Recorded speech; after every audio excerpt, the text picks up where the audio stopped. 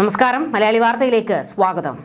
രാഷ്ട്രീയം പറയാനില്ലാതെ വന്നു കഴിഞ്ഞാൽ അണ്ണാക്കിലെ പിരിവെട്ടി നിൽക്കുന്ന സമയത്താണെങ്കിൽ CPMകാർ പിന്നെ പുറത്തെടുക്കുന്ന ആയുധം വ്യക്തിഹത്യയാണ്. എതിരാളിയെ അങ്ങേയറ്റം മോശം വാക്കുകൾ ഉപയോഗിച്ച് താറടിക്കാനുള്ള ഒരു ശ്രമം. ഇമാതിരി നാറിയ പണികളാണ് ഈ തെരഞ്ഞെടുപ്പ് കാലത്തും CPM പുറത്തെടുത്തിരിക്കുന്നത്. നിരന്തരം ഈ പറയുന്ന UDFന്റെയും കോൺഗ്രസിന്റെയും സ്ഥാനാർത്ഥികളെ അധിക്ഷേപിക്കുകയാണ് CPM ചെയ്തുകൊണ്ടിരിക്കുന്നത്. ഇത് ഇവർക്ക് തന്നെ തിരിച്ചടി ഉണ്ടാക്കും എന്നുള്ള കാര്യത്തിൽ ഒരു സംശയവും വേണ്ട. ഇവരാണ് മറ്റേ പാട്ടൊക്കെ ഉണ്ടാക്കി പാടുന്നത്, മനുഷ്യനാകണം മനുഷ്യനാകണം എന്നൊക്കെയുള്ളത്. ആദ്യം നിങ്ങളൊന്നും മനുഷ്യരായി കാണിക്കേ, എന്നിട്ടല്ലേ ബാക്കിയുള്ളവരെ ഉപദേശിക്കാൻ നടക്കുന്നത്. കോവളത്തെ UDF സ്ഥാനാർത്ഥി M വിൻസെന്റിനെതിരെ വ്യക്തിപരമായ അധിക്ഷേപ പരാമർശവുമായി LDF കൺവീനർ A വിജയരാഘവൻ രംഗത്ത്. തെരഞ്ഞെടുപ്പ് പ്രചാരണത്തിന്റെ ഭാഗമായി നടന്ന യോഗത്തിലാണ് M വിൻസെന്റിനെതിരെ വിജയരാഘവൻ വിവാദമായ വാക്കുകൾ ഉപയോഗിച്ചത്. സംഭവത്തിന്റെ വീഡിയോ ദൃശ്യങ്ങൾ പുറത്തു വന്നതോടെ വലിയ രാഷ്ട്രീയ വിവാദത്തിനാണ് ഇപ്പോൾ കോവളം മണ്ഡലം സാക്ഷ്യം വഹിക്കുന്നത്. സ്ഥാനാർത്ഥിയെ വംശീയമായി അധിക്ഷേപിക്കുന്ന രീതിയിലായിരുന്നു വിജയരാഘവന്റെ പ്രസംഗം. വിൻസെന്റിനെ പോലെയുള്ള ഒരാൾ നിയമസഭയിൽ ഇരിക്കാൻ യോഗ്യനല്ലെന്നും പ്രസംഗത്തിൽ വിജയരാഘവൻ പറയുന്നുണ്ട്.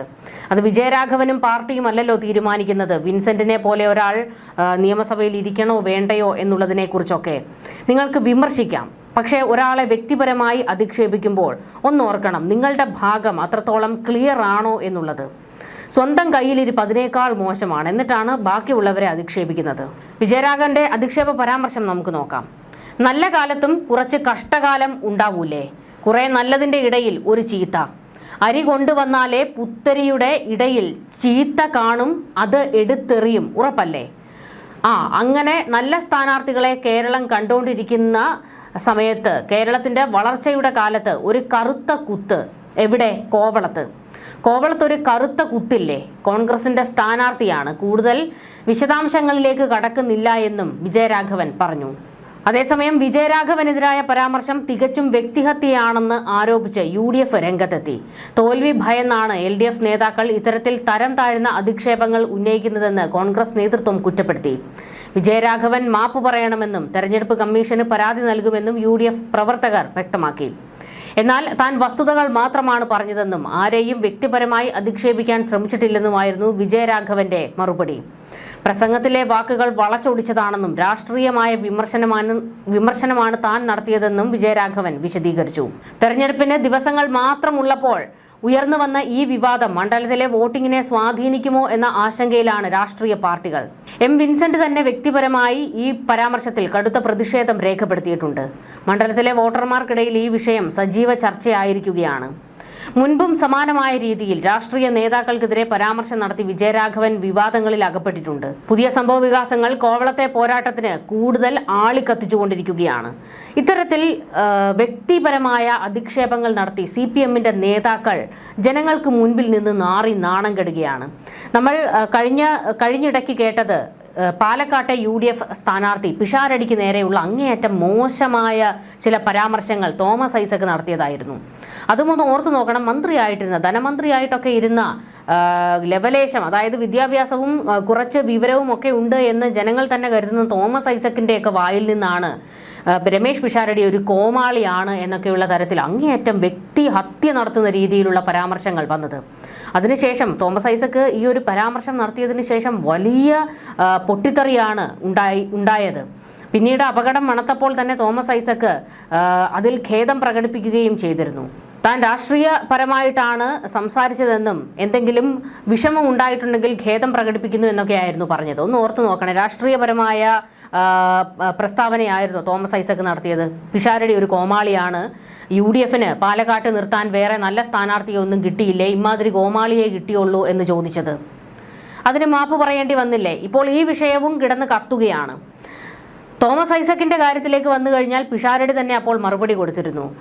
സംസ്കാരം സമരം ചെയ്താൽ കിട്ടില്ല എന്നായിരുന്നു രമേശ് പിഷാരടി മറുപടി കൊടുത്തത്. മുതിർന്ന നേതാവിന് അതേ രീതിയിൽ ഞാൻ മറുപടി കൊടുക്കാൻ തയ്യാറാകുന്നില്ല എന്നും പറഞ്ഞ് വളരെ മിതത്വത്തോടെ ആ വിഷയം കൈകാര്യം ചെയ്തിരുന്നു രമേശ് പിഷാരടി.